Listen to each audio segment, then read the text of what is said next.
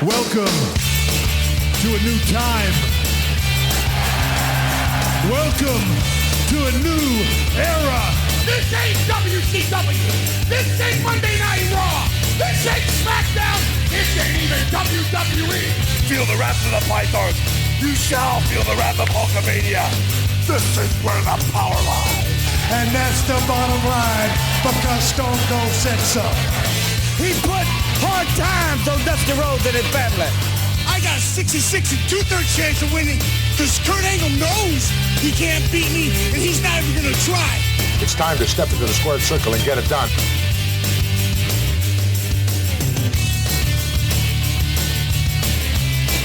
Welcome everyone to Legends and Champions for this week. Andy here, of course, flying solo this week. Stefan's still unwell, so not going to be joining us. So today, you're going to have me. Sorry about that. We're going to be talking all about TNA Unbreakable 2005. Going to be talking about the business, the financials. We're going to be talking about a lot of stuff. So join me for that after the break. But how has everybody been? Have you been good? Has everybody been well? That sounded really quite hyper. Don't know why. I'm actually on holiday this week, so I'm on annual leave. I'm not here. Well, I am here because I'm doing a show, but I'm not around. So no one's really getting hold of me. So yeah, it's a bit of a different one. Professional wrestling, yeah. Don't really know what to say about professional wrestling at the minute because, I'm taping this before Saturday night's main event. Hasn't happened yet. So hopefully we will have a new World Wrestling Entertainment champion in R-Truth. Never going to happen, is it? Absolutely not. R-Truth will not win the championship at Saturday night's main event. I can guarantee you that.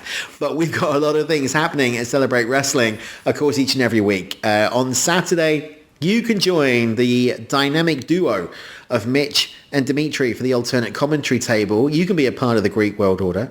And you can also join Mr. Maguire and Dave Meltzer on a Sunday for Maguire on Wrestling. And of course, we're here each and every week with Legends and Champions. So what is it you would like for us to talk about in the future? I've asked you this question before. I'm going to ask you again. We've got some topics coming up. We're trying to book some interviews.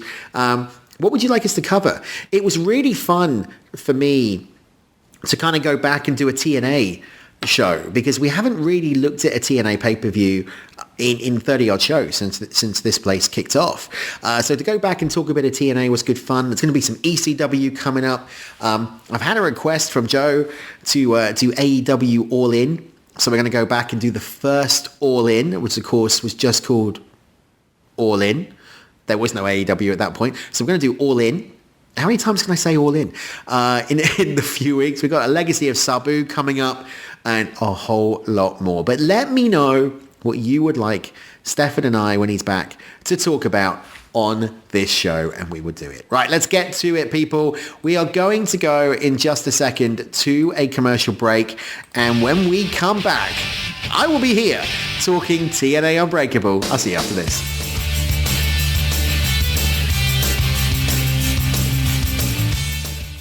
The alternate commentary table, ACT, brought to you by the Celebrate Wrestling podcast feed. Listen, it's Mitch, it's Dimitri. We got this little pod thing that we do every single week where we talk about the week in wrestling and the way in which we do it from the other side of the railing, right, Mitch? I like that. We're coming at it because we love it, we hate it. The alternate commentary table, ACT. Download it anywhere where you're getting your podcasts. Shasha!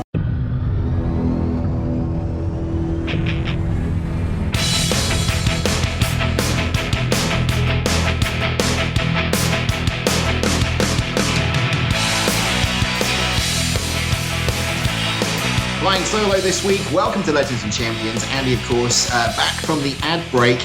And we're going to be looking at one of the most potentially pivotal moments in TNA.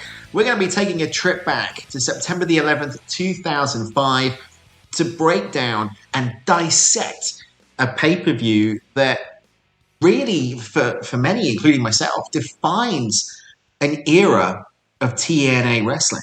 And that's Unbreakable 2005. Because, when you think about professional wrestling back in 2005, it was a WWE monopoly, right? Because WCW and ECW were long gone. It left a massive void for an alternative. And then TNA, which arrived only 3 years earlier in 2002, with that unique model of the weekly pay-per-views. But shoot forward 3 years, they were hungry for a bigger stage. They wanted this national presence. They wanted to be considered as the proper alternative to the WWE. They were, in essence, trying to carve out their own identity, and they did it quite rightly in some respects, but very much largely on the backs of the X Division, that incredible X Division where No Limits was the tagline, and it was talents like AJ Styles and Jerry Lynn and Low Key that were pushing the boundaries of this in-ring action. The thing about TNA at that point was it wasn't just a secondary division with the X Division. They put it across as main event caliber, which, as we all know with the Jarretts and what they wanted at that point, was really going against the traditional hierarchy of professional wrestling. But if we go to New York, if we go back on itself, the WWE was in its own period of transition. They had new stars like the greatest of all time, John Cena, and Batista rising up through the ranks. The independent scene, especially that of Ring of Honor, was on fire, producing legends like Samoa Joe, the American Dragon Bryan Danielson, and of course, CM Punk. And many of the top talents within TNA, including some of them that we're going to talk about in this episode, had deep roots within the independent circuit, making TNA a bridge between that niche and that broader audience. It really was a fascinating time, and Unbreakable 2005 sits at the very heart of this genesis. And what's intriguing even more is the fact that, we haven't really covered TNA on this show. We did a show a few weeks ago on the archives, which was talking about the rise and fall of TNA, but we haven't actually looked at the product. We haven't actually looked at the pay-per-view. And I think it's time that we did, because whether or not you love or hate TNA really has had a mixed reaction with the crowd, with the fans, with the critics. It's a bit like a juggernaut, right? It goes down the road and it's going in one direction, and that direction wasn't necessarily good. And then it tried to turn itself around, but because that juggernaut was so long and so big, it took ages to kind of do the curve, right? Then you brought in someone like Scott D'Amore when it became Impact, and it changed. And I think that when we talk about this era of professional wrestling, when we talk about the old school retro era of the World Wrestling Federation and World Championship Wrestling and ECW and Ring of Honor and TNA, we have to consider them as being ahead of their time. So let's get into it. Let's set the stage for the event itself. As I said, Unbreakable took place on September the 11th, 2005 at the Impact Zone in Universal Studios, Florida. It was the first Unbreakable event dedicated to the unbreakable spirit of the American people on that solemn and sad anniversary. But despite the fact that it had a poignant dedication, the attendance was just 775 spectators. Again, really showing and reminding us of this battle, this uphill battle that TNA had for mainstream reach. And it was just weeks before a truly pivotal moment for the organization. The card itself featured 9 matches and 2 pre-show bouts, but there's one match above all others that would really etch it into the history books. And it was the main event, not for the NWA World Heavyweight Championship, but for the TNA X Division title. Christopher Daniels, the Fallen Angel, defending against a very young, phenomenal AJ Styles, competing against a very young but experienced and showing why he's a veteran, Samoa Joe. Ultimately, as we're going to talk about, Styles won the belt, won the title, but it was the match itself that was the real champion. But let's talk about the creative landscape at TNA in 2005, because it was a period of flux. For the majority of the year, it was the legendary Dusty Rhodes, the American Dream. Yeah, I can't do a Dusty impression, can I? He was the creator, his director. His tenure did have ups and downs, and obviously it did include pushing for his son and for storylines that drew criticism.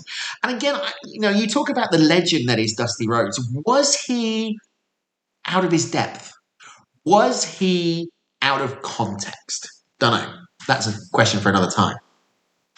The one thing that you also can't take away from this was Vince Russo's influence with that smut and wackiness signature that was still very much present within that product. He was listed as a writer for TNA from 2004 to 2014. I didn't actually realize he was there for 10 years. I mean, he's done longer at TNA than what he did in WCW and the WWF. Yeah, but the biggest significant shift happened in May of 2005, because that is when Dixie Carter began moving towards a more collaborative creative team. By September, the future TNA president, Scott D'Amore, was appointed head booker. And that evolving leadership really, in my opinion, likely contributed to the mixed quality of that Unbreakable card, because what you saw on the pay-per-view was a lot of overbooking, useless run-ins, which really some critics and fans felt were symptoms of a creative team still trying to find its cohesive voice. The X division, as we've talked about, was thriving. It was in its element. But the other divisions, such as the heavyweight, such as the divas, often suffered from convoluted narratives. The Unbreakable pay-per-view also saw several major feuds culminating during the event. The X Division 3-way was meticulously built through the Super X Cup, with Samoa Joe defeating the Phenomenal One in the finals, along with interference from the Fallen Angel. That set up this match. Daniels also claimed that Styles was ducking him, adding personal stakes. Joe's arrival earlier in 2005 already intensified the division, establishing him as quite possibly the most dominant force. The NWA World Heavyweight Championship saw Raven defend against Rhino in a Raven's Rules match, a feud that was stemming really from a post-sacrifice attack by the King of the Mountain, Jeff Jarrett, and Rhino. The match itself, however, saw more Jarrett interference adding to the chaos. The NWA World Tag Team titles was a 4-way elimination match, bringing rivalries between the Naturals, Team Canada, and AMW, America's Most Wanted. But it wasn't just in the ring where there were issues. You see, behind the scenes, there were also problems. Sean Waltman, X-Pac, Six-Pac, whatever you want to call it, no-showed for the tag team title match. It left Alex Shelley to compete alone. And it was pointed out publicly by Mike Tenay and the late great Don West about that real-life absence. The replacement, albeit impromptu, was Johnny Candido, who was quickly pinned and really negated any potential storyline. Also, Shocker couldn't make his scheduled match against Chris Sabin due to previous bookings, leading to P.D. Williams stepping in. And those incidents alone highlight the challenges that TNA faced with talent management and really how quickly plans could go awry. I mean, you think about it, they always say, card subject to change. But I mean, what a missed opportunity by not putting Sabin with Shelley. If only they knew what was going to happen just a few years later with the creation of one of the most influential tag teams in professional wrestling, the Motor City Machine Guns. But quite possibly the most significant creative decision, which was done purely by business, happened after Unbreakable.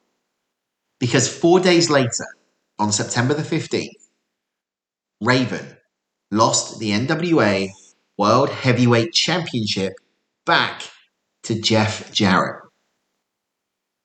Now you're sat there thinking, while you're listening to this, going, that's all right, it was on TV, it was on Impact, it was on a pay-per-view. It wasn't. It was on a house show. It wasn't even for TNA. It was for a sister promotion out of Canada called BCW, Border Championship Wrestling. And why did they drop it? Because TNA needed its co-founder and the perceived top star, Jeff Jarrett, to be champion for their impending debut on Spike. And this, what's been termed in the industry controversy in Canada, complete with AMW interference, was a prime example of business dictating creative, even at the expense of the storyline consistency. But I think more than that, it also goes to show just how vital that Spike TV deal was. You know, if you think about TNA and you think about the fact that they started with the pay-per-view model, the fact that they went to FS1, the fact that they were in a late night slot, the fact that they were on a Saturday morning slot, the fact that they weren't really getting eyes on the business. Was it a good business decision to put it back on Jarrett? Because, you know, I'm going to do it. I'm going to do it. I'm on my own. I'm flying solo. I'm coming up with as much as I can here. Going to do an alternate scenario. I'm going to tag myself in. There we go. I've tagged myself in. Doesn't really work when you're on your own, does it? Raven, you know, you talk about top stars, and we just said there exactly that TNA perceived that it needed its co-founder and its top star, Jeff Jarrett, to be the champion. Raven, one of the mainstays in ECW, a former ECW World Heavyweight Champion, the alternative to the WWE. Yes, he didn't get booked very well in WCW. I get that. But the hardcore wrestling fans at this time who wanted wrestling, who wanted something different to the divas and to the bra and panties matches and all that type of thing that was happening in New York, that could have worked. And that really would have made TNA stand out as something completely different than having the icon Jeff Jarrett, who, don't get me wrong, is a phenomenal worker. Absolutely brilliant. Jarrett is one of the greatest professional wrestlers in history. I stand by that. I think he's done amazing. I think the work he's doing now within All Elite is some of the best that he's done. I think the Last Outlaw character that he's been doing over the last couple of years across the indies is some of the best that he's done. But at this point, you want to be different to WWE. Why are you going back to someone who spearheaded a promotion that's dead? Because Jarrett didn't kill WCW, absolutely not. But he was part of the death of World Championship Wrestling. He was part of that controversial angle at Bash of the Beach 2000 with Hogan and Russo. Why wouldn't you go down a different track? Why wouldn't you go and put it on the Raven? Why wouldn't you put it on a younger superstar to get them over, to put this company on the map, to make this company stand out? Why, and again, I've got no one to bounce this off, but why would you not make the X division, which is already your bread and butter, which is already the alternative, which is already making you stand out, is different to the cruiserweight division or the light heavyweight division in the WWF?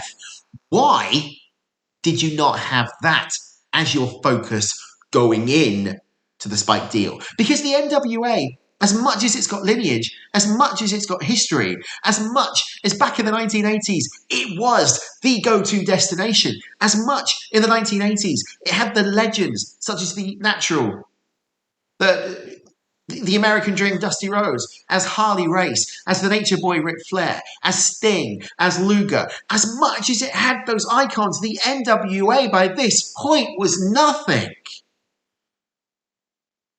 The NWA by 2002, 2001, 2005 was nothing. It was small regional companies, independents. Yes, you've got the lineage. Yes, you can add Jarrett to that lineage. But focus on what makes the company different. Anyway, I'm back to the pay-per-view. Very weird doing a rant when you've got no one to bounce off. So now let's look at the match that really did put TNA on the map. The main event. Again, not the NWA World Championship. The main event, the three-way, the X Division Championship, Daniel, Styles, and Samoa Joe. The build-up of this was chef's kiss. Joe had just beaten Styles in the Super X Cup. As we said, Daniel's interference had set the stage. Daniels and Styles already had a long-standing rivalry, with the Fallen Angel claiming that AJ was, in inverted commas, ducking him, and Joe was the new dominant force, had arrived earlier that year. The match itself, though, has been described by critics and industry insiders, just like Dave, as sublime, a whirlwind of total non-stop action, executed at such an incredible pace. You had Samoa Joe as the monster powerhouse. You had Daniels as the cunning heel. You had Styles as the dynamic babyface. The action was relentless. It was fast-paced sequences, insane moves, huge spots. But what made it truly exceptional was how it defied the typical triple threat formula where two wrestle while one sells. Because these three were constantly re-entering the fray, keeping the action continuous. When was the last time you'd ever seen that? But what's even more astonishing about this match is something that AJ Styles revealed years later, that a good 10 minutes of the match was ad-libbed due to a mix-up on one of the spots. Now, we know, listening to this and listening to Celebrate Wrestling, we know how good these three are. We know how exceptionally talented these three are. And this is a testament to that unparalleled chemistry, that mutual trust that performers have when they step into that squared circle, the in-ring intelligence. The match was praised for its good timing, its knack for having some really innovative creative spots, like Daniels intercepting Joe's boot scrape or Styles breaking the choke of Joe. But the finish saw Styles counter Daniels' angel wings into a surprise pinfall. Some did find it too sudden, perhaps setting up a rematch, but it also fit this rapid-fire intensity of the match. And the legacy of this contest is profound. Dave Meltzer gave it a rare 5-star rating, the first and only such rating that TNA had ever received until 2023. Let's say that again. The first and only such rating that TNA ever received until 2023. This wasn't just a critique going, it's amazing. It was one of the most powerful validations for TNA's X Division and its core talent. Just like a snap of a finger, it instantly elevated the artistic credibility of TNA, proving they could do it, proving they could produce world-class wrestling, proving that they could be the alternative to the WWE. It's widely regarded, up to this day, as the greatest match in TNA history. It's arguably their most famous match. TNA itself ranked it as the 4th greatest match in company history. And Daniels has even said he wants this match to be his enduring legacy. Without a doubt, this one contest, regardless of what came before, what came after, truly did put the X Division on the map, elevating it to a status some would say equal, but I would say far surpassing the main event scene.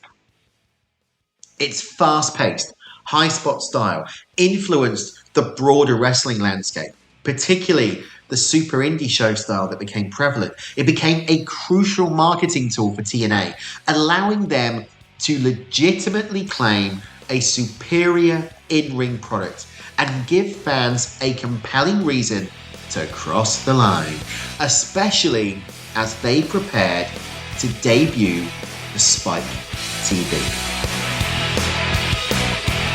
I'm going to go to a quick break. When we come back, let's talk about how the fans and the critics reacted to Unbreakable. We'll see after this.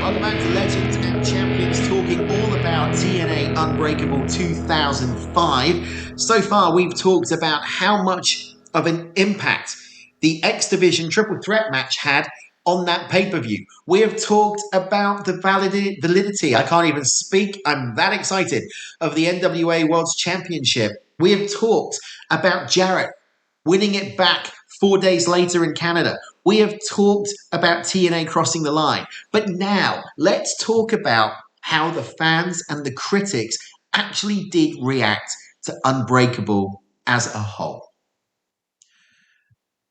It's fair to say that the reception was mixed. And actually, it was polarizing around that phenomenal, no pun intended, incredible main event. Corey David Lacrosse of the Canadian Online Explorer was largely positive. He rated the show an 8 out of 10, calling it, and I quote, an outstanding buffet of action catering to the variety of tastes. I love critics when they write this type of thing, right? An outstanding buffet of action. Outstanding buffet. I'm going to go and I'm going to have my prawn vol au vents and my sausage on a stick and my cheese and pineapple in my... No one in Canada or the US understands what the heck I'm talking about, but in the UK, we have buffet. We have hedgehogs.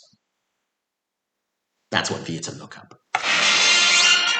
That's my phone going. Hopefully you didn't pick that up on the mic, but if you did, that's a little bit of Star Trek: The Next Generation. Others, though, gave it a more tempered view. 411 Mania, for example. It gave the show an overall score of 6 out of 10, saying it was average. Their report stated that while the main event significantly boosted the show, it was not enough to salvage the entire event. It even suggested that viewers just get the main event from compilations. And if you take that one step further, what that highlights really is this main event or bust mentality. TNA could produce a legendary match, but they struggled, as we said earlier on, with consistent booking. They struggled with performances across the entire card. Many undercard matches were criticized because they were too short, they were boring, they were overbooked, or they were just uninspiring. So let's look at some of them. Austin Aries, Roderick Strong, highly praised. Its smooth and fluid action, a reflection of their time within ROH. And it was so good that both men signed TNA contracts. One of them went on to become the TNA World Heavyweight Champion. One of them went on to NXT, One of them is now in AEW. So you had the top, but then you had the opener, 3 Live Crew, taking on the Diamonds in the Rough. It was too short. It was rushed. Monty Brown, Kip James went up against Lance Hoyt and Apollo. It was described by critics as the most boring and nondescript match of the night. That's hard. That's hardcore. Chris Sabin, Petey Williams, 2 legends, 2 of the best, one of the greatest tag team competitors in Chris Sabin. Petey Williams, before he hit the whole Scott Steiner protege. It was good, but it wasn't anything that hadn't been seen before. You had a decent hardcore bout, which suffered from ill-advised spots and overbooking in terms of Abyss and the legendary late great Sabu. Jeff Hardy, Bobby Roode was criticised for excessive overbooking and useless run-ins, with Hardy's performance even being referred to as lazy. The NWA World Tag Team title elimination match was also undermined by the quick elimination of Alex Shelley's partner, as we talked about, after Waltman's no-show. And Raven versus Rhino was fun, but it was also marred, again, by ill-advised spots and overbooking and useless run-ins. But really, despite these criticisms, the general fan sentiment of TNA at this time was one of cautious optimism. 2005 was seen by many fans as a bonkers year for pro wrestling. It was also a period where TNA was really coming into their own. That red-hot Orlando crowd for the main event at Unbreakable really showed the connection between the X Division stars and the live audience. But what it also showed was this transcendence of the smart fan. Because during Aries versus Strong, we did get those ROH chants. And it was clear evidence of this significant audience crossover. It was, again, clear evidence of the smart fans who knew the independent scene, something that the WWF at that point, or the WWE, wasn't even acknowledging. In fact, in the McMahon era, as we all know, there was nobody outside of the bubble of New York. It was them. They only acknowledged WCW because they had no choice. They acknowledged ECW because it was beneficial for them. But apart from that, there was no relationship with New Japan. TNA wasn't even acknowledged. Now you hear everything. Now you've got TNA in NXT. You've got TNA at WrestleMania. But at this time, TNA was bridging the gap between the independent scene and the main event promotions. And they were doing what they set out to do. Bring highly skilled talent to a broader, internationally global stage. Because bear in mind, TNA at this point was not only airing in the US, but was getting bigger ratings and bigger eyes here in the UK. And while that might be a positive, the negative of this was that TNA was catering to an audience with elevated expectations. And the mixed reviews that they got from the critics and from fans for the undercard really did suggest that at this time, they didn't always meet those high standards across the board. And that's something that's really painful to say because of the fact that I loved TNA. I loved TNA back in the day, right? I love TNA now. I'm good friends with some of the PR team of TNA. In fact, one of them even came to my wedding. But the connection between TNA and the fans hasn't always been there. The connection between TNA and the matches hasn't always been there. And as someone that's, done the commentary side, done the booking side, done the talent management side, just like Mike, just like Mitch, and just like most of us on the show, that's something that if you can't get that essential element right, it doesn't matter how good your shows are, you're not going to get the support. You're not going to make money. You're not going to be big. When we come back, let's talk about the business of TNA in 2005. We'll see after this.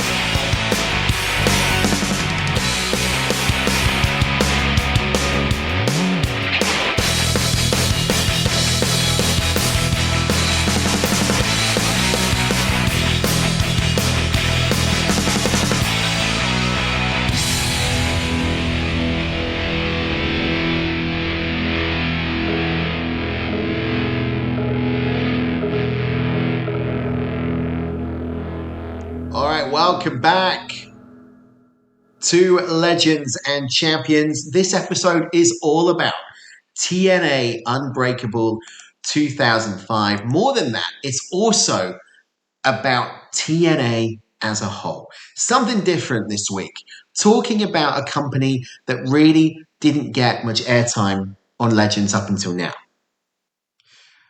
So far on this show, we've talked about the critique and the fan reaction. We've talked about some of the matches. We've talked about the stellar X division. And we've talked about the difference between the X and the main event.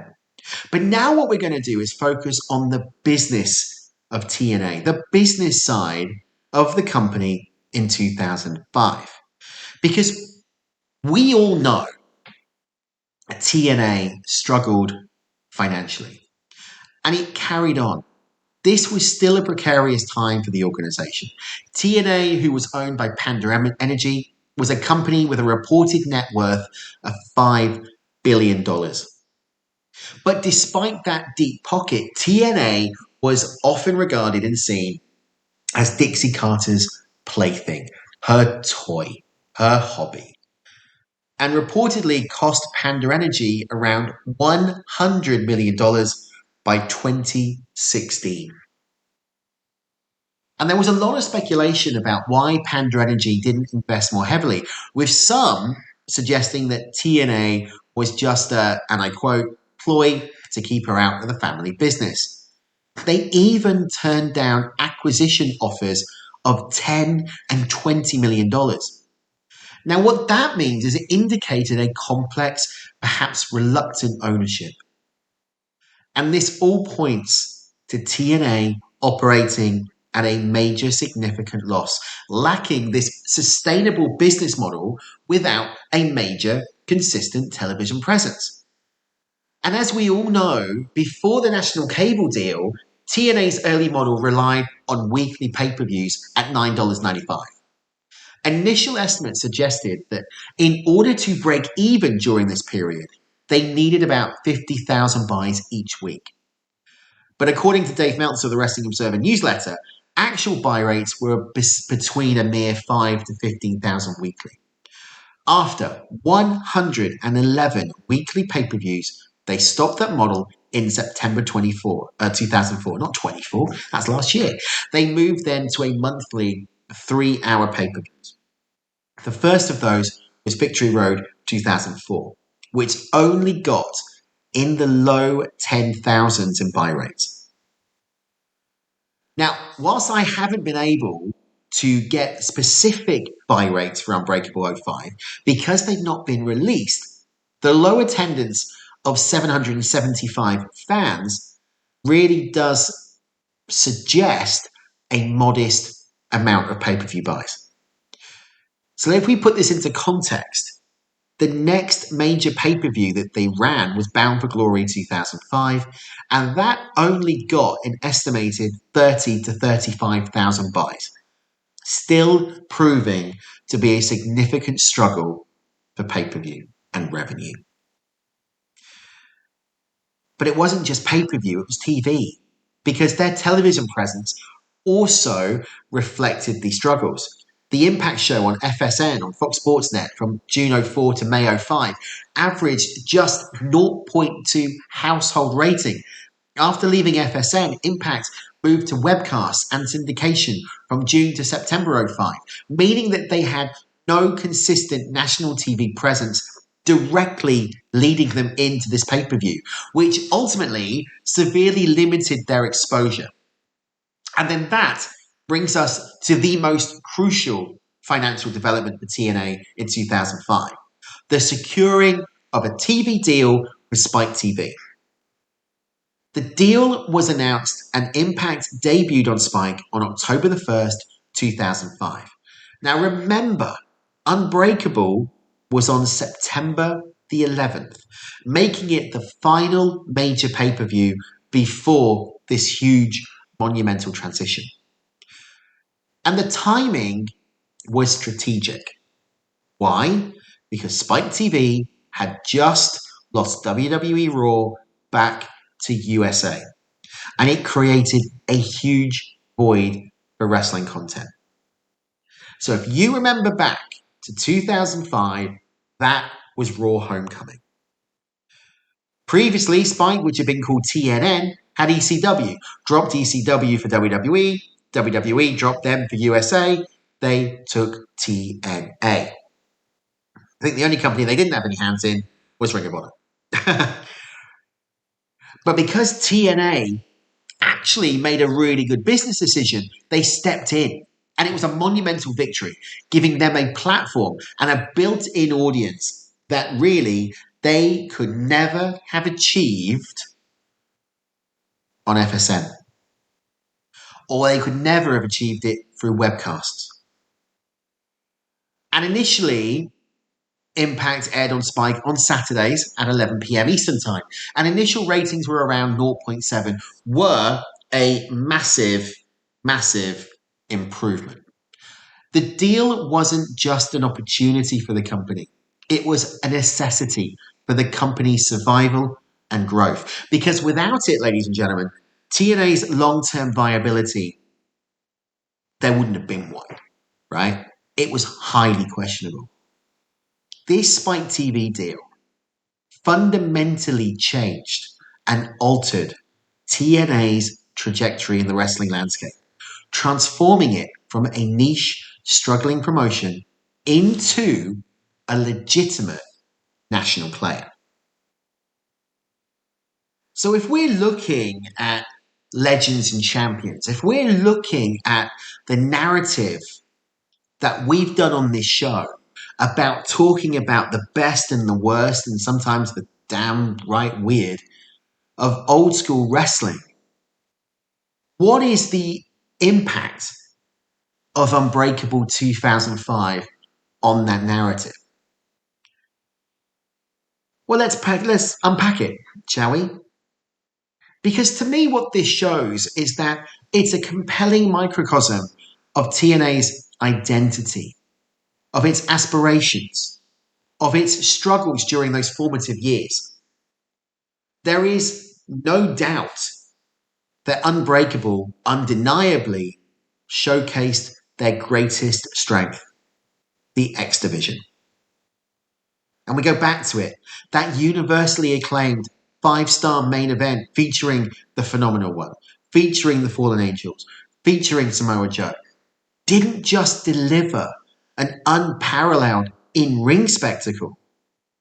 It cemented TNA's reputation for excellence in wrestling. The match alone elevated the X Division to legitimate main event status, proving that non-heavyweight contest could be the most important part of a major wrestling show. But it showed TNA's potential to be a creative force and to go back to the vision of Jeff Jarrett back in 2002 to be a true alternative to the WWE. But Unbreakable also laid bare TNA's creative inconsistencies. The mixed critical reception for the undercard highlighted a disparity in quality. It highlighted the holes. It highlighted the issues with the booking. But what it also showed is that whilst TNA could produce legendary performances with its top X Division talent, it struggled with consistent booking and performances across the entire event. We said it earlier on, this main event or bust perception could hinder the ability of the company to both attract and retain casual viewers. Financially, Unbreakable occurred during a precarious period. Low attendance, historically low buy rates, regardless of Panda's backing. But the event served as the final major pay-per-view before that move to Spike. That television deal, which was instrumental in the survival of TNA and the subsequent growth, providing the exposure and the revenue stream that they desperately, ultimately needed. So to go back to my question at the top of this segment, Unbreakable's contribution to this narrative of legends and champions that we've been talking about for over 30 episodes is multifaceted. It stands as a legend for delivering one of the greatest matches in professional wrestling history. A true champion performance by Styles, by Daniels, and by Joe. That once again not only influenced the industry's in-ring style, but validated TNA's unique X-Division concept. And this match, more than any single heavyweight champion or storyline, was the true champion of TNA's brand and its most enduring legacy from this era. The event and the period that surrounded it represented the most crucial chapter in TNA's journey, from a struggling weekly pay-per-view promotion with that really off-the-wall idea to charge people weekly, to pivoting to a national television product. It captured the essence of a company on the cusp of breaking through, defined by its incredible talent and its innovative division, even as it grappled with its identity, as it grappled with the financial realities, and that I can't even speak, and the creative challenges that it was going through. Ultimately, though, I think if you break it down even more, Unbreakable was a snapshot of TNA's struggle to balance its artistic aspirations with the commercial demands of a national wrestling promotion. It demonstrated the incredible potential and its USP, its unique selling point. But it also highlighted the systemic issues that would continue to challenge the company throughout its history, right up until today. Ultimately, though, Unbreakable is a testament to the unbreakable spirit of TNA itself, pushing forward despite the odds, and ultimately securing the platform that would define its most popular era. With that,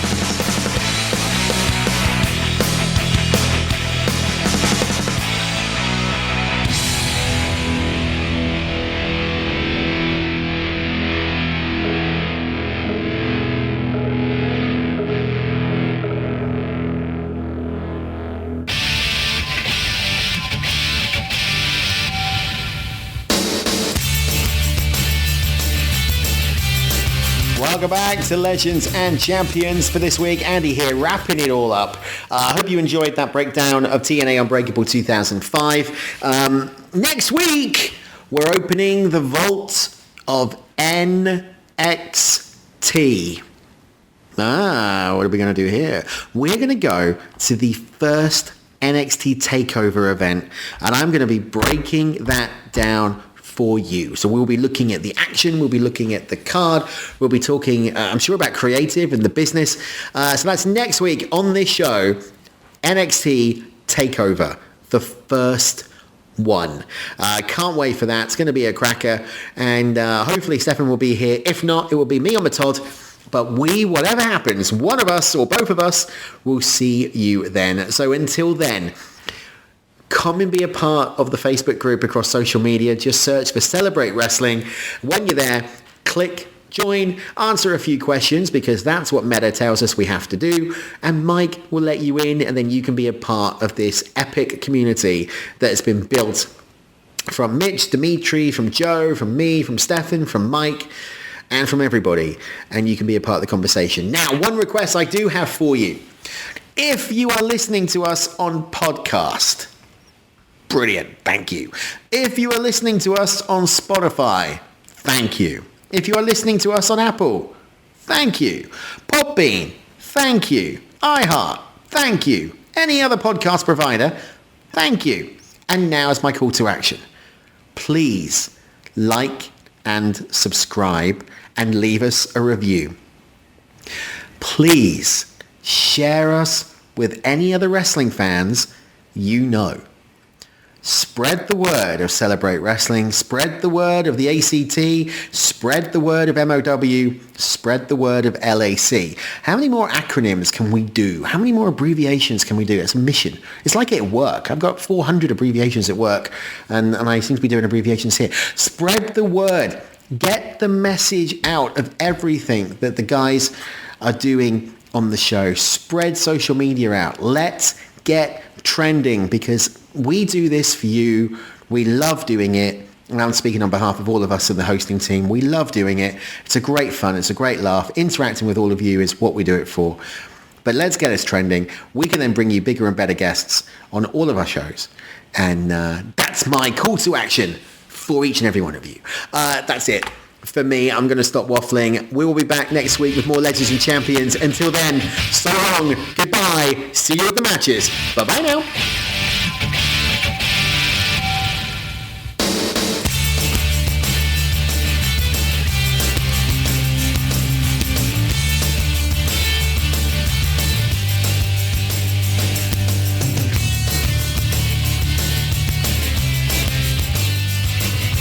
This has been Legends and Champions with Andy Evans.